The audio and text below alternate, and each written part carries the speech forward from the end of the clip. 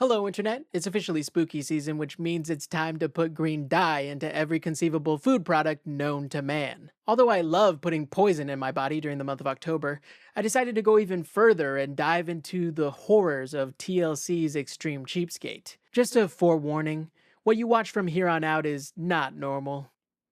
Some might even say it's abnormal. So at this point, it's no surprise that TLC purposely makes their shows sensationalistic so you feel better about your own mismanaged lifestyle. At least I'm not that lady who drinks gasoline. Sweet and sour. It burns the back of my throat. At least I'm not that cake that fell from the ceiling. Easy. At least I'm not the guy who looks as if a neck somehow grew a face. But there's something so fascinating about TLC's Extreme Cheapskate. Yes, it follows the same formulas as the other shows. Follow person around with camera crew, interview family and close friends about how destructive or weird someone's actions are. But most of the time, Extreme Cheapskate shows how people can have unhealthy obsessions with saving money to the point that they live mildly uncomfortable lifestyles. I bike everywhere, even if it takes twice as long. Sure, it's weird, but certainly not extreme in my opinion. But sometimes we can find some truly horrifying examples of what happens when this lifestyle goes too far. And that's when we get some of my favorite episodes of reality television, like our first episode where we are introduced to Roy. So these guys rescue animals, running what looks like their own personal animal shelter. Honestly, good for them. My name is Roy Haynes, and I am an extreme cheapskate. Roy here is an extreme cheapskate, as the show so kindly reminds us. This is Lisa, who apparently isn't really important except for the fact that her husband has a problem. Wife of an extreme cheapskate? They couldn't just say wife of Roy or wife likes to crochet. I perceive myself as being very resourceful. Roysourcefulness? Is that what we're deciding to call it? I love my husband, Roy, but boy, is he a cheapskate. Oh, I get it. Because the show is called Extreme Cheapskate. Clever show, very clever. One of the many ways that I save money. Notice the cherries have no stems on them. I pull them all off before I weigh them, so I don't have to pay for the stems because you can't eat the stems. Grapes, which I do the same thing for. Or maybe instead of tampering with food products in supermarkets, just don't buy fruit that has stems or vines. Roy reuses paper towels and lets them dry on a clothesline in the middle of his house. These are my paper towels that have been used. The clothesline being inside his house is probably weirder than the paper towel thing, to be honest. This is where the horrors of Extreme Cheapskate start to manifest. One of the ways that I save money in my bathroom, bubbling antacid tablets. Roy finds out that he can save around 6 to 8 cents per day by dropping antacid into his toilet bowl to clean it, instead of buying regular toilet cleaner. And I just drop it in the bowl, and voila, sparkling clean. Squeaky clean, you can drink right out of there. And get this, he saves even more money by placing a freaking brick into his toilet tank. Just poop in the forest, man. The battle for dignity ended long ago. I have probably a lifetime supply of dental floss, considering I reuse it. So I'll use it once or twice, make sure there's nothing clinging on, hang it on my clothesline. Honestly, man, teeth are just way too expensive to upkeep these days. I'd much rather gum my food down than to hang up my used dental floss in the middle of my living room. And he's not going to spend a lot of money, even if I'm there. The way Lisa just accepts her reality is just so sad. At the ice cream shop, I was expecting maybe a sundae or something like that. Yes, can I help you folks? Hey, how are you? Rather than doing the normal, rational thing, Roy rejects being normal or rational altogether. Instead, he takes advantage of this privately owned ice cream shop and their free sample policies. Just buy your wife a cone, dude. It's not the end of the world. One of each, maybe? One of each. This guy is super smart. No wonder he doesn't spend money anywhere. No business allows him inside. It's genius. Did you want to taste? She was less than happy with the free samples we got for ice cream. I saved money, but she wasn't pleased at all. After absolutely embarrassing his wife at the ice cream shop, he decides to take her on an actual date. He's just so thoughtful. Well, that is after he proceeds to unplug every appliance in his house. all while she waits in the car for him. And they say chivalry is dead. Roy takes Lisa to the movie theater, so naturally they sit in a well-lit, empty auditorium because TLC can't afford to pay for extras in this scene. Now who's the real cheapskate here? In order to save money, Roy smuggles in a banana.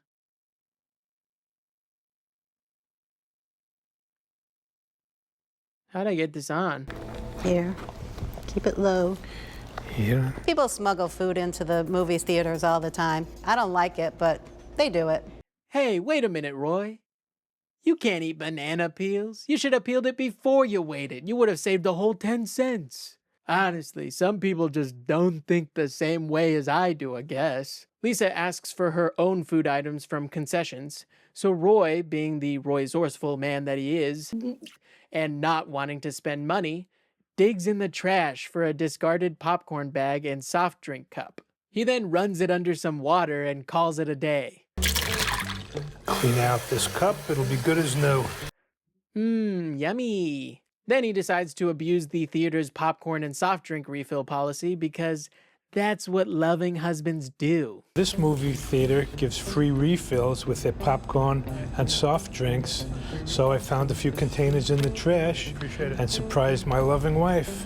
And the episode ends with Lisa thinking he finally spent money on her, when instead he dug through the trash like a raccoon.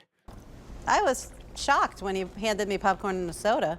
That was so unlike him. You know, we can all learn a thing or two from Roy here. Always 4 years ago, locomotive engineer Todd Moriarty covered nearly his entire house in protective wrapping. So Todd here keeps every inch of the inside of his house covered in plastic. Apparently he has hopes to sell his house someday and doesn't want anything to go down in value.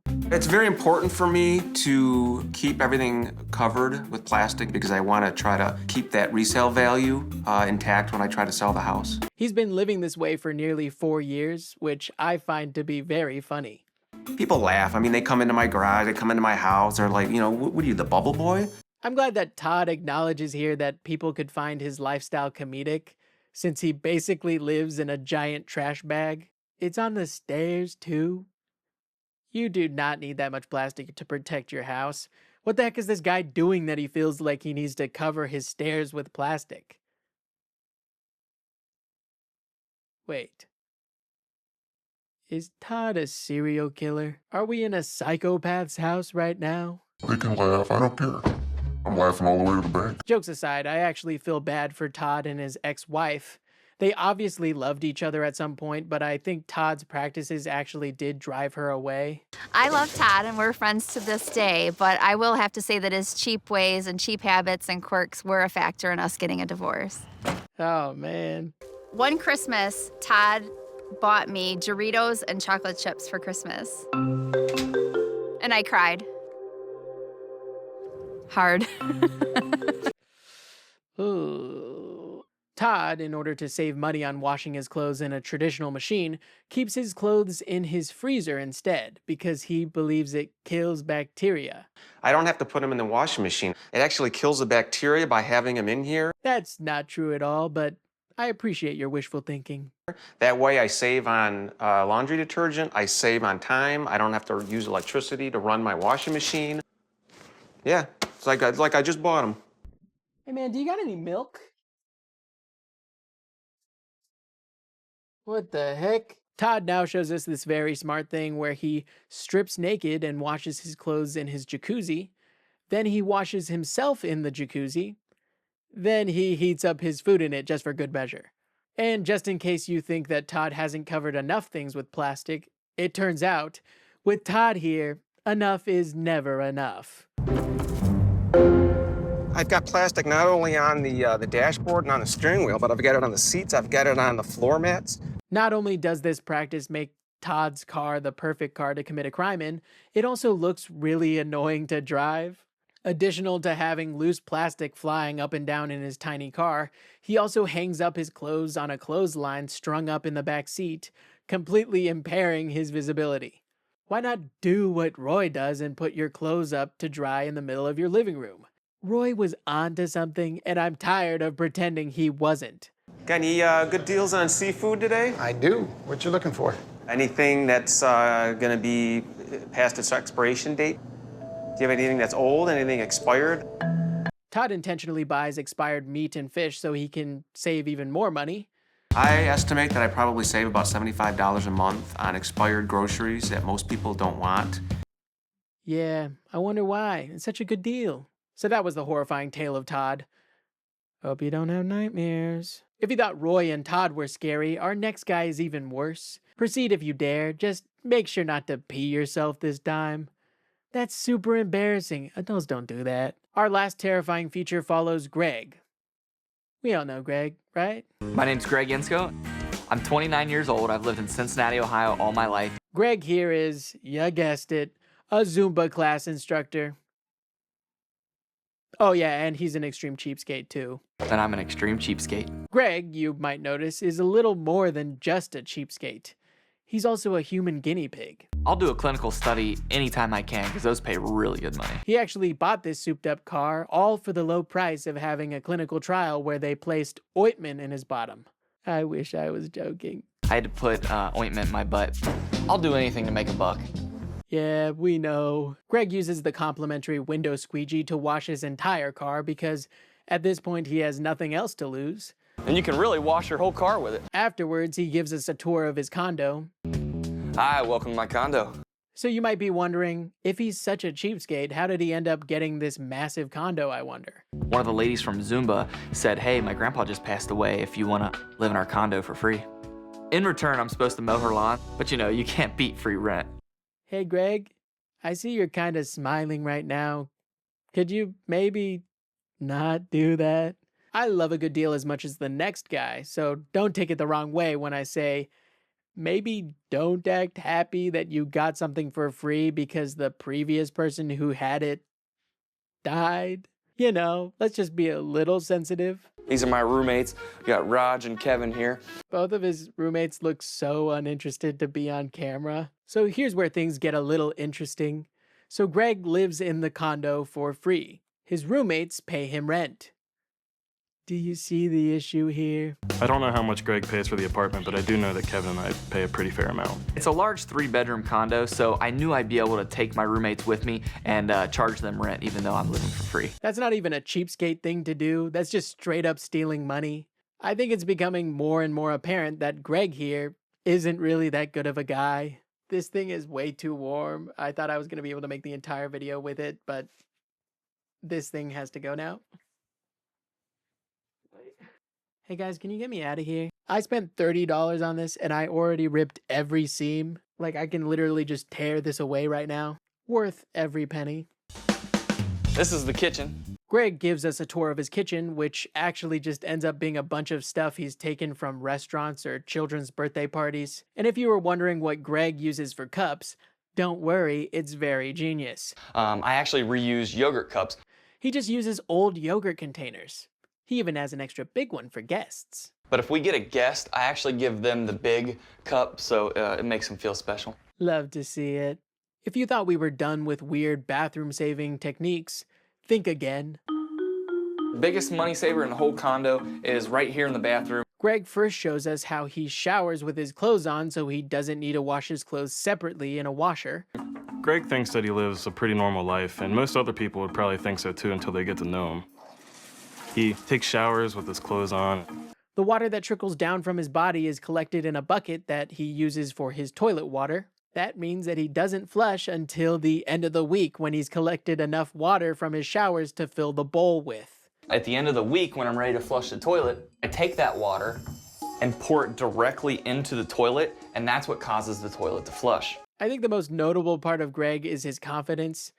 Is it misplaced? Absolutely yes. It actually is concerning how confidently he explains his toilet hacks as though he were explaining a hobby like golfing or working on motorcycles. Those aren't the same thing. Speaking of Greg's confidence, he decided to go on a free online dating site because sometimes being an extreme cheapskate gets kind of lonely. By far the best part about online dating is you don't have to spend money. This girl's kind of hot. Hey, maybe don't call women hot anymore like that. That's pretty gross. And I know what gross looks like. I just saw your toilet bowl.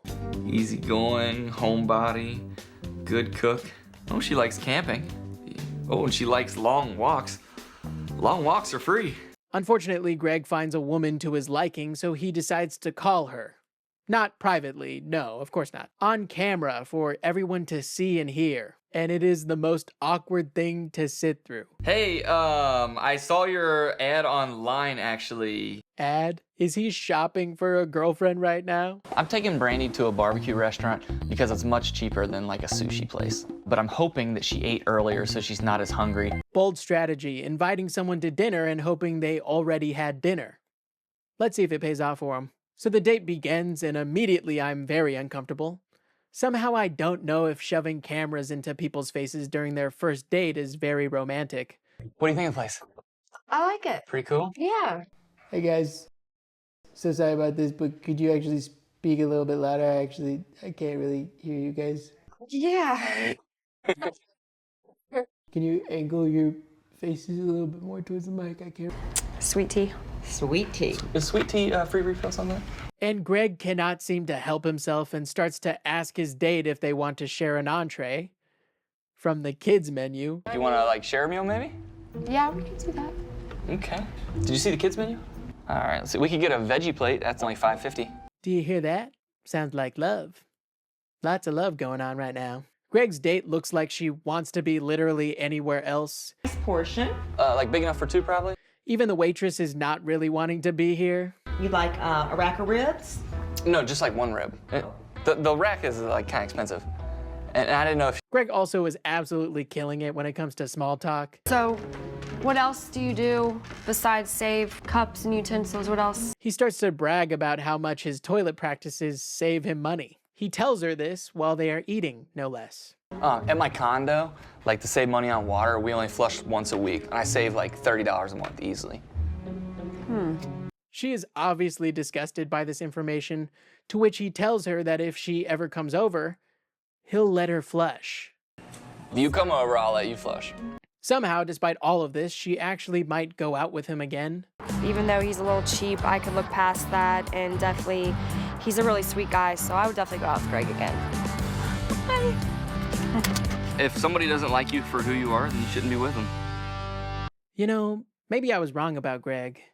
Maybe Greg's just misunderstood. Perhaps the spookiness this whole time was that our previously held biases could be wrong all along. We're actually the monsters, passing judgment on someone too quickly because they act differently from us.